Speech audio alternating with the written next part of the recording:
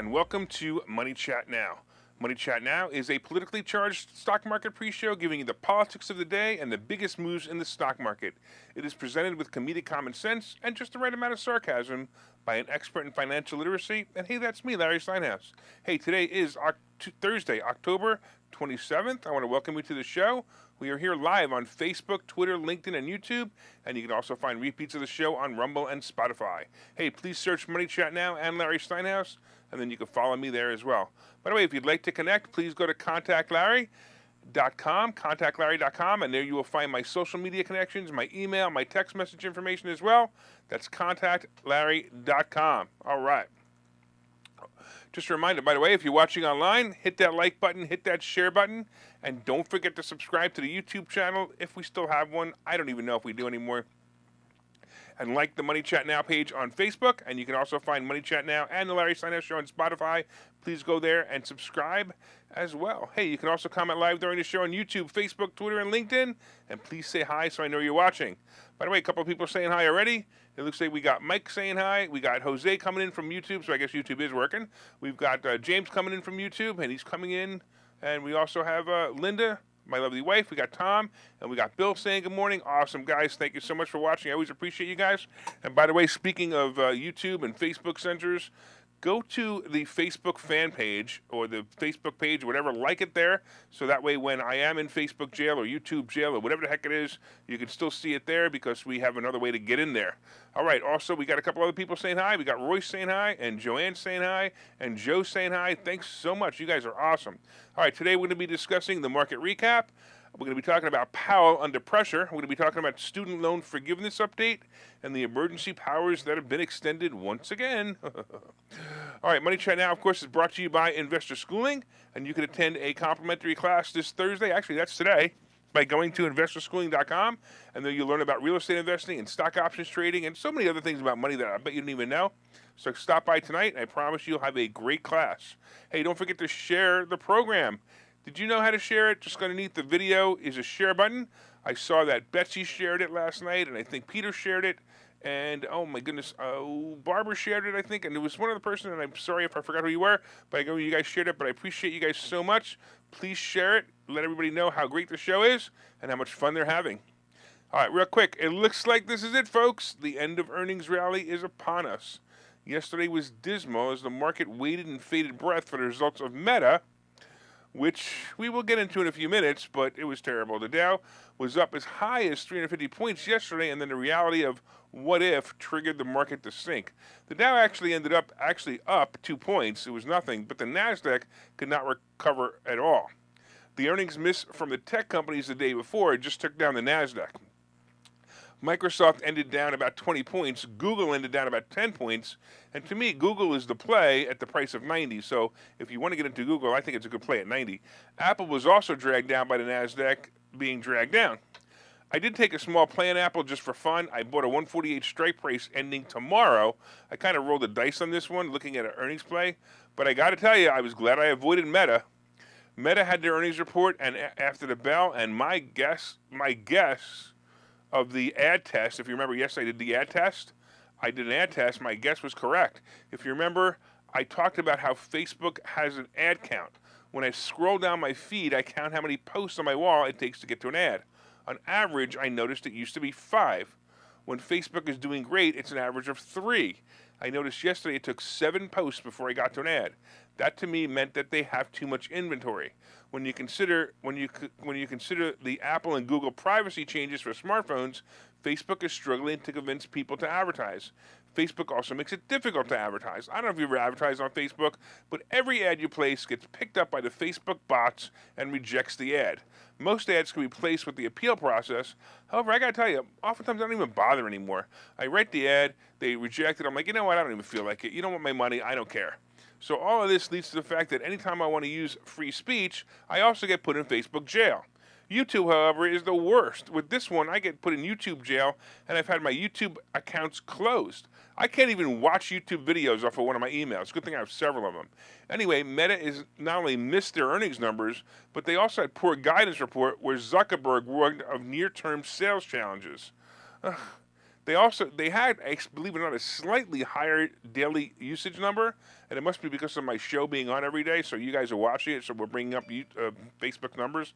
Anyway, Meta tanked after hours. It was down as much as 15 points, and now it's down as much as 20 points. Wow.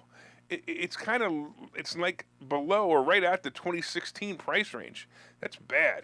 Tonight we have Apple reporting, and I'm a bit concerned about my gamble play. If the stock moves up before the end of the day, I'll probably take my profit. But Ford was another company that reported at the closing bell last night. The company reported a net loss. They blamed it on supply chain issues once again. But I find it interesting that GM reported no supply chain issues, and GM said that they expected to meet their goals in 2023, where Ford is saying the opposite. Of course, once again, the biggest news in the market is that Elon Musk will be officially buying Twitter as of tomorrow. I don't know if you guys saw the tweet he did with the video where he actually walked into Twitter's offices carrying a sink, and he said, "Let that sink in." That's such a dad joke, right? Anyway, the Twitter symbol will no longer, or TWTR, will no longer be on the stock exchange as of tomorrow, as Musk takes the company private. I'm also going to guess that he will soon take the company public again once he fixes the company. What a ride that was. Pretty wild, right? It's amazing. I actually thought it was going to go bad one more time, but I guess he really couldn't make it go bad one more time. All right, let's take a look at the futures. Let's see what Wall Street has in store for us right now. The futures are rocking. It looks like the Dow is up 233. The S&P is just barely moving, and the Nasdaq is down, but that makes sense because, I don't know, tech is not doing too well.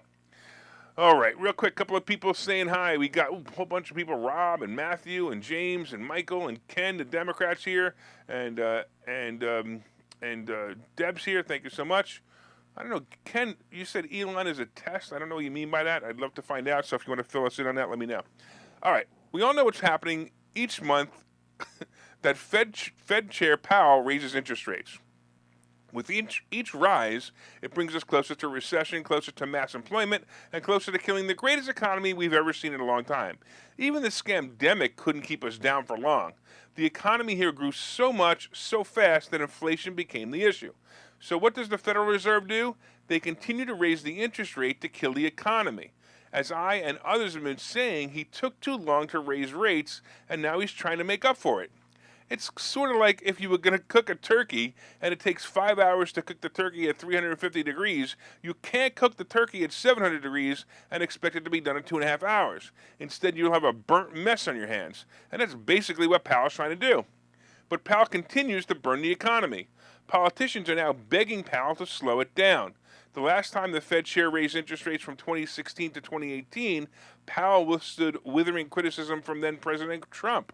By the way, I remember this, and at the time, I actually was for the interest rate rise. I disagreed with Trump on this one, but, look, Trump was all about the economy moving forward, and it's great. But there is some credence to the idea of costs, of course, but, I saw the current problem coming. Anyway, the Fed was slowly raising rates, and not much happened until the scamdemic when the Fed dropped the rates to zero. Now we have politicians once again complaining and asking Powell to slow it down.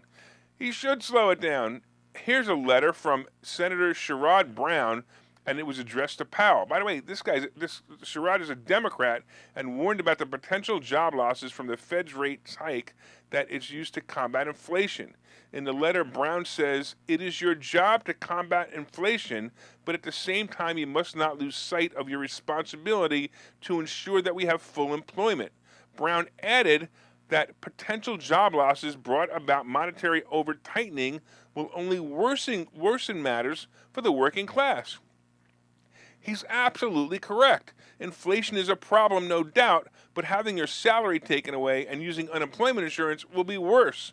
This won't be like the scamdemic where they'll be giving you bonuses to stay home. Without recommending a specific course of action, Brown asked Powell to remember the Fed has two-pronged mandate. The first is to lower inflation, and the second is to secure full employment. In Brown's letter, he requested that the decisions that he makes at the next FOMC meeting reflect the commitment to dual mandate. Brown is correct, even for a Democrat. The Fed needs to stop the ridiculous fast increases. Let the dust settle and then adjust. Other politicians such as Elizabeth Warren has chimed in as well.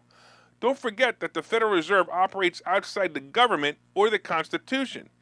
The chairman and governors of the Fed Reserve are the guardians of the United States currency. These guys control it in their own little secret society known as the Federal Reserve. They are the gods of money. In about 2 weeks, we're going to get a glimpse of what the Fed will do the next time the CPI report is announced. Look, will inflation be increasing? I don't really know anymore, but I'll tell you that the real estate is getting more and more difficult to buy. It's ridiculous. Rates are ridiculous. Banks are basically telling people not to buy real estate anymore. It is so weird. Anyway, let's take a break here, and when we come back, we'll talk about other things. Okay, so you thought about buying and selling real estate. You've thought about investing in the stock market, but don't know where to start.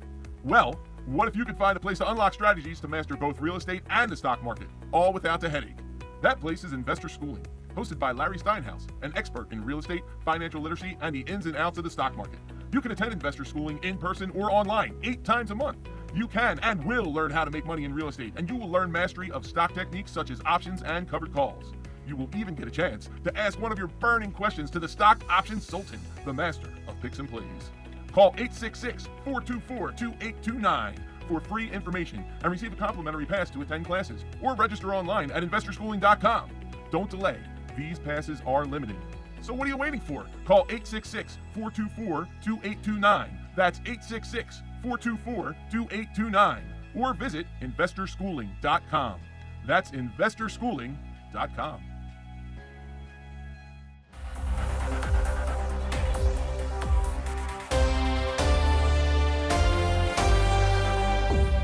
All right, welcome back to Money Chat Now. I'm your host, Larry Steinhouse. And of course, if you'd like more information on investor schooling, you can go to investorschooling.com or call 866-424-2829, 866-424-2829.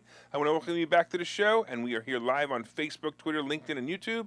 And you can also find repeats of the show on Rumble and Spotify. Please search Money Chat Now and Larry Steinhouse on Spotify.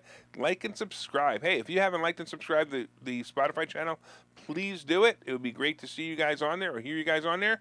Hey, and if you'd like to connect to me personally, you can go to contactlarry.com. That's contactlarry.com, and there you will find my social media connections, my email, my text message information. That's contactlarry.com. A couple of people saying hi. We got TJ saying hi, and James saying hi, and I think Mark saying hi, and Ken is just confused.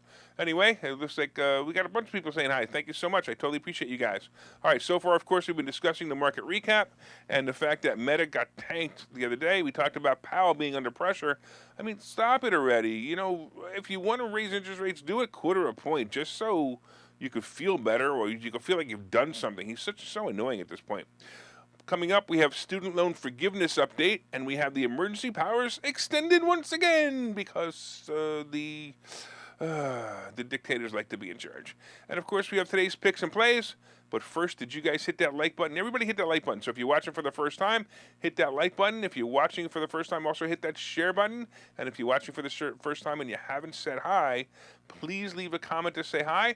Because if you don't leave a comment, I don't know that you're watching. Mike says, let's go Brandon. I love it, Mike. Thanks so much. All right, please share and like as well. And also don't forget to order my new book. By the way, I got some news from my publisher yesterday. They said that they're going to be selling my book overseas and translated in another language. I don't know. That's kind of cool, isn't it? But if you haven't read the book yet, I'm telling you, the book's got great reviews. The book is called Money Hacks. And if you ordered it and you read it, please leave a review on Amazon. Hey, I don't even care if you didn't read it. Just leave a review on Amazon anyway. All right. The book, again, is called Money Hacks. All right, so student loan forgiveness. Let's talk about this. Did you know that the unconstitutional student loan forgiveness plan has been temporarily stopped? I noticed this in a tucked away article last week. Look, let me bring you up to date on this situation. As you know, the dictator in charge used the emergency powers given to him during the scamdemic to cancel $10,000 of balances of millions of qualified student loans. Those who qualified for Pell Grants also got the gift of $20,000. The qualifiers of the Pell Grant are usually the lower income earners, and they're usually close to poverty or poverty-stricken. So, with the stroke of a pen, not the stroke of Fetterman, the stroke of a pen, Biden just decided to do this in the last-minute effort to help the midterm elections go to Democrats. So this, along with stealing our reserves to lower gas prices and lying about the economy, he's trying to manipulate the election. But let's just talk about the student loans. Well, a group of Republicans filed a lawsuit saying that this loan forgiveness would be a burden on certain people because it was done with the emergency powers. It must be reversed. So the Republicans in the states of Arkansas, Iowa, Kansas, Missouri, Nebraska, and South Carolina all filed suit to block the student loan forgiveness. Just on a side note, I think this might have been political suicide for these guys, but I'm beginning to understand politics a little more these days, and let me see if I can explain what I've come up with or my conclusion. So it appears that a good headline is worth more than actually doing something. Even if the headline of forgiving the student loan helped the Democrats for a short time. Now, of course, that the aforementioned Republicans filed a lawsuit, which honestly, after reading their claim, I believe has no bearing and they can't prove their case, they got a headline saying student loan forgiveness is on hold. Here's the facts of the case. The Republicans are trying to prove that it's an unfair burden to taxpayers and it's unfair to the student loan processing companies who make a profit off of servicing these loans. So they filed a case and it was immediately dismissed. They appealed and lost. Now they've taken it to the 8th Circuit Court and filed another appeal. In their appeal, they asked that the program be put on hold until their case is heard and decided on. So as of right now, the student loan forgiveness program is on hold. From what I've read about this case, the Republicans who filed the lawsuit have a very slim chance of winning this case. The problem will be proving the hardship of taxpayers and the loan services. However, in my opinion, they got a headline and once again dented the dictator's plans to lie, cheat, and steal from the American public, basically by using these emergency powers as he'd done before. So we'll see how it plays out, but frankly, I think Dictator Biden will get away with this fraud. Oh, did you know that the emergency powers were once again extended to mid-January? Yep, that means that Biden can continue to run his dictatorship even though he said COVID is over. Well, let me tell you a little bit about what that means in the next segment. So like I said, the emergency powers granted to the president and the governors of the states has been extended. These emergency powers state that a public health emergency still exists. Well, according to the press, the public health emergency first declared in January 2020 by the Trump administration has been renewed every 90 days since the scamdemic began. The powers activated by the emergency declaration have had a vast impact on the U.S. healthcare system and society safety net, allowing hospitals to act more nimbly when infections surge and keeping millions enrolled in public health insurance. So let me repeat that last line, right? Here we go, right? So the U.S. healthcare system and socially safety net allowing hospitals to act more nimbly when infections surge and keeping millions enrolled in public health insurance. Yes, as an empathetic person, we all want people to get good health care, and we also, of course, want the hospitals to act in the patient's best interest. And of course they do, especially when we know that the hospitals must treat people even if they can't afford it. But that's not what this is all about, and that's not what happened. So basically, the hospitals were the number one beneficiary of the COVID emergency powers. They were and still are rewarded for having COVID cases in their hospitals. According to the CARES Act, a major part of the emergency powers that have been renewed again, hospitals would get up to $30,000 from Medicaid and Medicare for those being put on respirators. They would also get paid within 15 days for all COVID-related hospitalizations, and normally it would take 90 days to get paid for. Be sure that Facebook, of course, and YouTube doesn't cancel my channel. I can't go much further into this because, I might leak the truth as it's documented on the CARES Act. So I'm going to suggest to you guys, look up the CARES Act, or if you want a summary of what I discovered 2 years ago, go to my personal website, LarrySteinhouse.com, and read the blog called Follow the Money. LarrySteinhouse.com, read the blog called Follow the Money. It was an amazing revelation when COVID first hit the country. You would clearly see why there are so many cases in the beginning. I can't say more here because I already have 2 strikes on my YouTube channel and Facebook keeps deleting my freaking videos. So go read the CARES Act, or again, read my blog called Follow the Money on my website, LarrySteinhouse.com. I gotta tell you, it makes me really mad that I'm censored for the truth. And I got to continue on every morning, and I have to censor myself so I don't get thrown off the air and you guys can't enjoy the show. All right, just to finish off the segment, the emergency powers are completely unconstitutional, and they allow the government to do as they please when they please. The only thing that slowed them down or even stopped them was the midterms. If the Republicans don't win, you should expect to be back in masks, and schools will be closed shortly. Don't let it happen. In Pennsylvania, especially, please say good night to the bumbling, fumbling Fetterman. Every time I see that video of his opening speech, I'm not sure if I want to laugh, cry, or scream at how we let this country get so bad that a political party actually put forth this creature as their best candidate. But then I remember the freaks and weirdos that Biden chose to associate with. Think about it. When you compare them to Kamala Harris, I don't know, by the way, am I allowed to call her she? Well, anyway, she is the most normal. Yikes, it's really like a Batman comic, and the supervillains are taking over. Anyway, enough for now. Let's take a break, and after this break, I'll have some picks and plays for today. Good night! See you guys in a minute. Hi, I'm Larry Steinhouse, and one of the most misunderstood things in America is money. That's why I've written this book. It's called Money Hacks, because everything you think you know about money is wrong. And I'm telling you, everything you think you know about money is wrong. When you read this book, you will learn things about money that you did not know. You will even learn if money can buy you happiness. I have a full chapter dedicated to that. You're going to definitely want to read that. I talk about how to use other people's money to buy real estate. I talk about how to save more money, and I even talk about how to rebuild your credit score in this book. There are 22 amazing chapters in this book. This book is now available everywhere. It's available on Amazon. It's available on barnesandnoble.com. And you can order this book right now, and you'll have it in 2 days, and you'll start learning things about money that you never knew before. So order the book right now. Go to Amazon, go to barnesandnoble.com, and order the book, Money Hacks by Larry Steinhouse.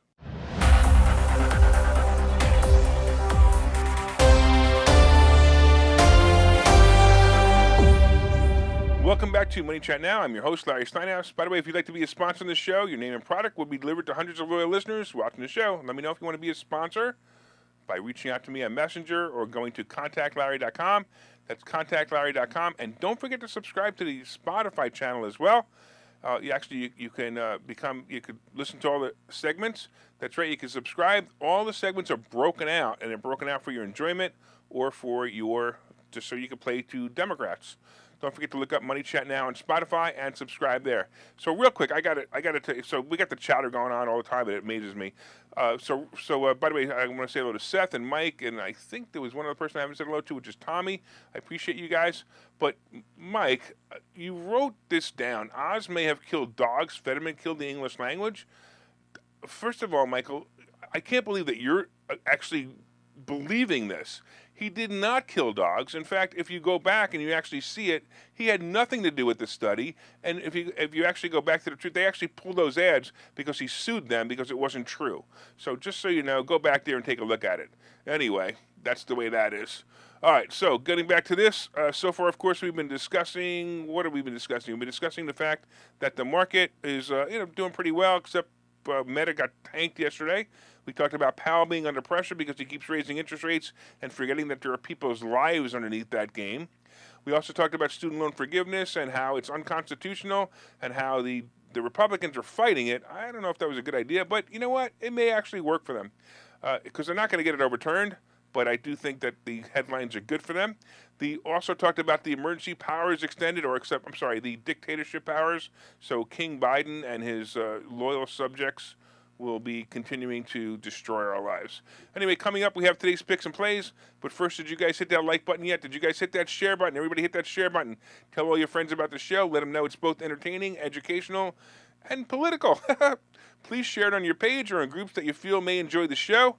Let's talk about what's going on today. We're nearing the end of earnings season.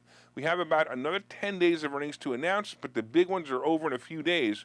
Meta was crushed yesterday, as we said. And as the saying goes, go woke, go broke. You know, look, hey Zuckerturd, if you want to make money on Facebook, stop censoring people. And by the way, stop playing in the metaverse, too. That's your other problem. Get out of the metaverse. You know, you're playing with everybody's money who's investing in your company in this ridiculous thing called the metaverse. Anyway, after the bill, we have Apple reporting, and usually Apple pops after earnings. Apple has its challenges that are similar to other companies with products, and those problems are, simply supply chain issues. However, Apple is so much bigger than all of that. It always fascinates me that the earnings report focuses on the iPhone, the iPads, and Macs being sold, and it isn't all that important anymore. Of course, we also have Amazon reporting this afternoon as well, and this has to be bad. I can't imagine them having a good report. As I mentioned yesterday, the price per earnings multiple is ridiculously high at 77. Most multiples are 10, 12, 15, 20, but 77? This stock's going to tank after hours. If I had a couple of extra capital to risk, I'd be buying a put for tomorrow. I bet they're expensive, though. Look, it might be time to start hiding some of your money and or duck it into cash and wait for the rest of the year after earnings season. My long-term plays are still the travel stocks. Get in and just wait. I'm going to be watching Meta and see it fall below 100. I'm actually going to be looking for 85 in the next 5 weeks, and that'll be a play for me. All right, let's take a look at the futures real quick one more time. It looks like the Dow is down, is up 193. The S&P is pretty flat, and the NASDAQ is down 76, and that makes sense. Let's talk about crypto real quick. Crypto is moving up slightly. Bitcoin hit 21,000, and then it pulled back just a little bit. It's at the high 20s right now. Ethereum had a nice move as it went to 1,500, and I noticed my Dogecoin also moved up in the past 2 days. By the way, you want to know why I still have Dogecoin? Because I can't figure out how to get it out of my stupid crypto wallet. I've been trying to get it out. It was at $4,000. Now it's at $1,700. I've been trying to get it out since it hit $4,000. I can't get it out. Anyway, it is what it is. I don't care. It's just play money at this point. I guess I'm a hodler because I can't figure out how to get the money out. Gold and silver are not moving much. Gold is about $16.75, and silver is about $19.50. I still think this is a buy. Start buying it, start putting away, and save it for the zombie apocalypse. Especially if Fetterman gets in, we definitely have the zombie apocalypse. The Treasury bond is about 4.06, and it looks to be steadying above 4%. I told you that's a good thing to me because the stock market will get used to it being over 4. The average loan price is just under 8%. I mean, just under 8%. Holy cow. That's insane. Oil is about $87 a barrel. It's creeping up again. And the average gas price is about $3.77. But don't forget, the only reason is that's because Biden stole the reserves to lower gas prices for the midterm elections. Expect gas to be back in the 5 range shortly after the midterms. And no matter how the election goes, the Democrats will forget it even happens. It's such blindness. It's terrible that they actually continue to do this. It's just so bad. It's so bad. All right, I want to thank you all for watching Money Chat Now. We are here every morning on Facebook, LinkedIn, Twitter, and YouTube, and we are here every morning at 7:30. You can also find repeats of the show on Rumble and Spotify. And I don't know if you guys noticed, but on Money Chat Now page, we also have the breakout session. So we break out each story, and we do that as well. My name again is Larry Steinhouse. I'm the host of Money Chat Now. I am the CEO of Investor Schooling. And remember, you can contact me directly at contactlarry.com. Make it a profitable day.